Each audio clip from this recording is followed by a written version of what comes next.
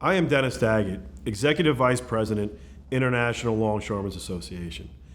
Our International President Harold Daggett directed me to prepare this video to explain details of what we believe to be the best ILA master contract ever negotiated. What I love about this contract is that it's not a longshore contract or a clerk and checkers contract or a maintenance contract. It's a contract that benefits all members under the ILA umbrella. At the outset, based on conservative 2% growth, this new contract represents a deal worth $18.3 billion. Yes, $18.3 billion. Your international president convinced management to invest in you rather than automation.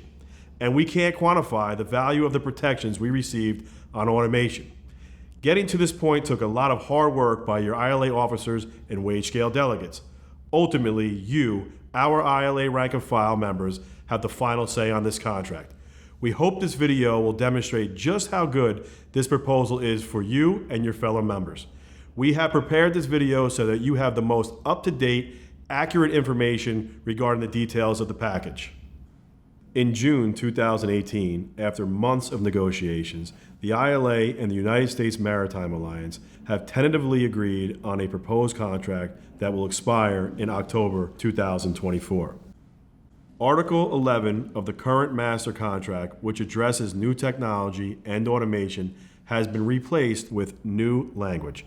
This new language emphatically states that no fully automated terminals and no fully automated equipment will be implemented during the life of the contract. How will the ILA define fully automated terminals? Fully automated is defined as machinery or equipment that is devoid of human interaction. Management and ILA agree that no semi-automated equipment and no technology automation will be implemented until both parties agree to workforce protections and staffing levels.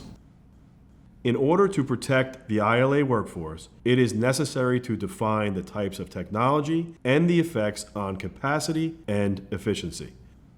Just how will the ILA workforce be protected? Determining manning for new equipment and the number of positions affected by headcount, if any. Reassigning workers within their craft, if necessary. Identifying the rate of pay, which must be master contract wages and similar hours in remaining or new positions. Identifying the new work created by technology. And providing training to ensure that all workers have the tools to succeed. The steps to resolution include: first, local negotiations where implementation is worked out based on the previously discussed guidelines for workforce protection. The two new Technology Committee co-chairs can assist in local agreements that are subject to approval by the International and USMX must be reached within 90 days. If the local parties cannot agree, then the International and USMX subcommittee will have 30 days to resolve the open issues. Second, if the subcommittee cannot agree, then two members each from the ILA and USMX subcommittee will have an additional 30 days to resolve the issues. Lastly, if the four-member panel cannot agree, an industry advisor, George Cohen or J.J. Pearson, and the four subcommittee members shall resolve all open issues within 15 days. It must be noted that all agreements are final and binding. It is important to note that all negotiations, resolutions, and agreements are port-specific. In other words, the process is not one size fits all, but it is tailored to an individual port. Finally, all steps are subject to extension by mutual agreement of the parties. While it is not anticipated that all steps in the process will be necessary in every instance, the progression has been negotiated to ensure a prompt and final resolution of all issues.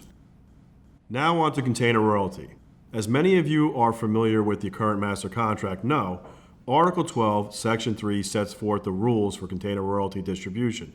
Specifically, it provides that the first and third container royalties are to be distributed to the eligible workforce in the master contract ports. After that amount is reached and expenses are paid, the remaining balance is divided between the ILA and USMX on a 50-50 basis.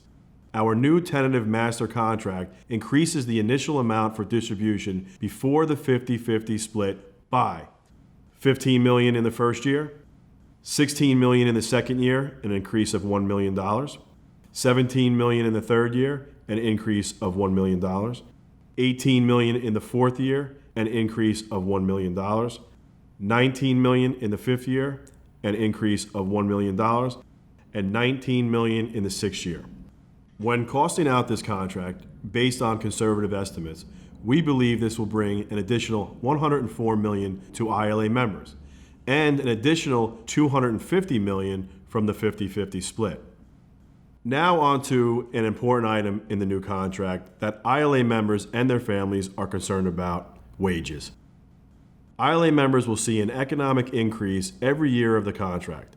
The master agreement between the ILA and USMX for the first time ever addresses a national money purchase pension plan for ILA members that fall under the master contract.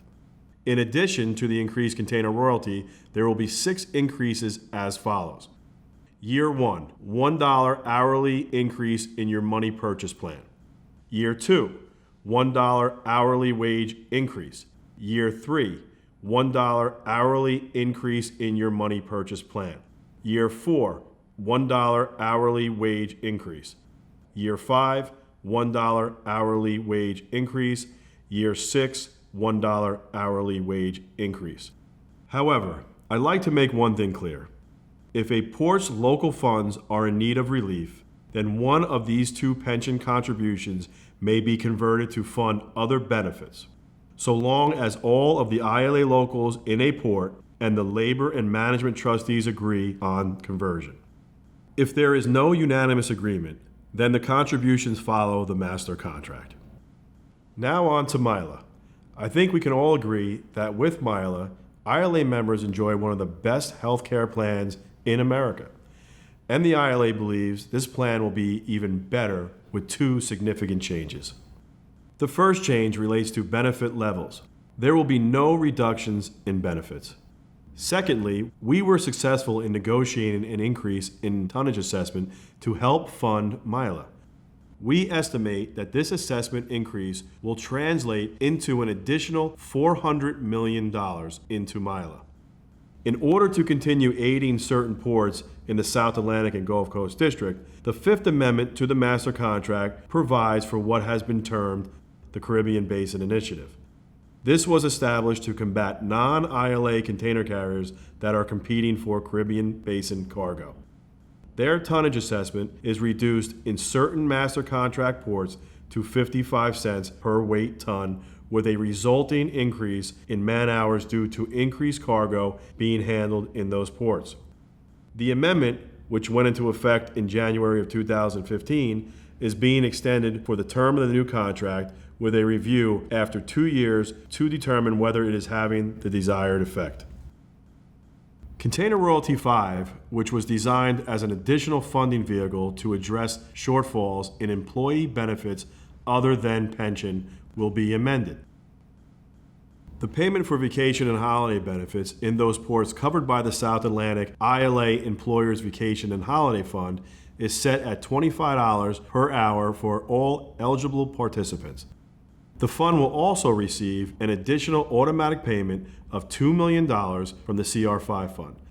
The West Gulf will also receive an additional $2 million automatic payment. Finally, the South Atlantic and Gulf Coast ports may agree, with the approval of the ILA and USMX, to convert one wage dollar to a man-hour assessment for employee benefits.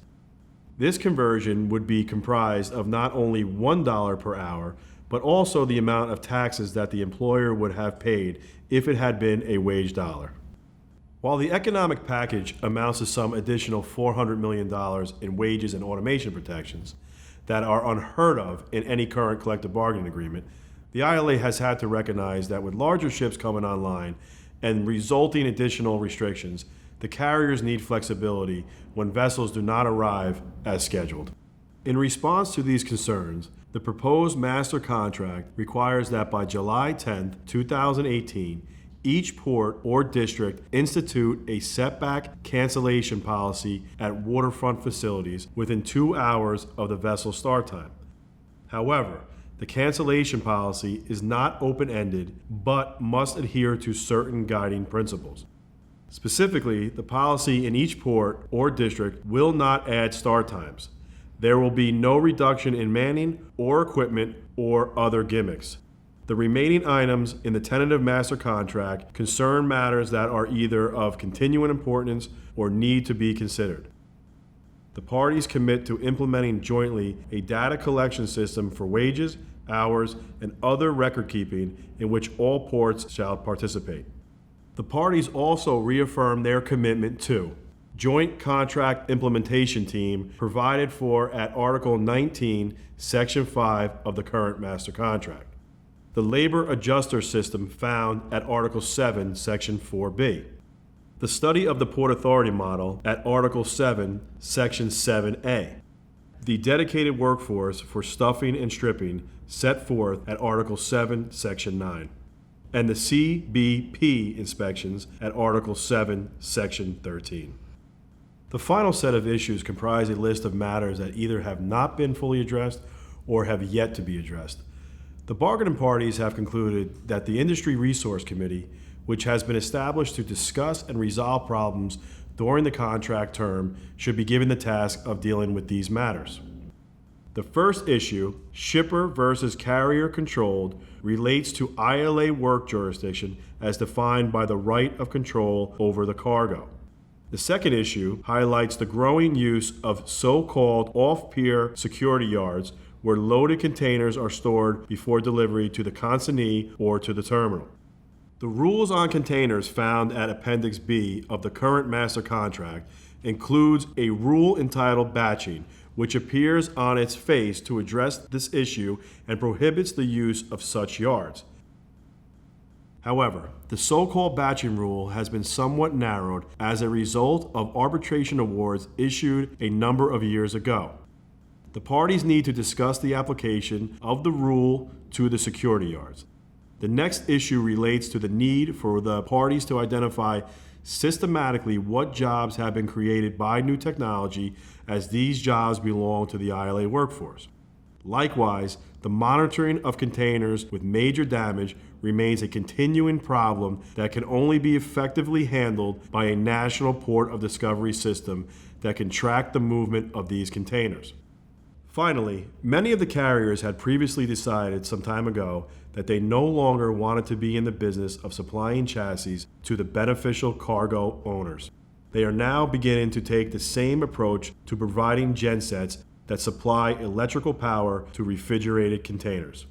Obviously, this move cannot be ignored because if left unchecked, it will result in the loss of many ILA jobs servicing this equipment. As you can see, the tentative agreement deals with many of the most pressing issues facing the ILA membership while bringing stability to the East and Gulf Coast ports. The document lays out a comprehensive approach to solving the economic problems that the ILA workforce is facing now and will be encountering over the next 6 years. Without a doubt, the tentative agreement is unique because it is perhaps the only collective bargaining agreement to date that imposes definite limits on automation while incorporating a workforce protection program for the implementation of new technology. In the end, this tentative agreement represents a giant step forward in the collective bargaining history of the ILA. Thank you for watching this video. We hope you will vote yes on the new contract. God bless you and God bless the ILA. Thank you.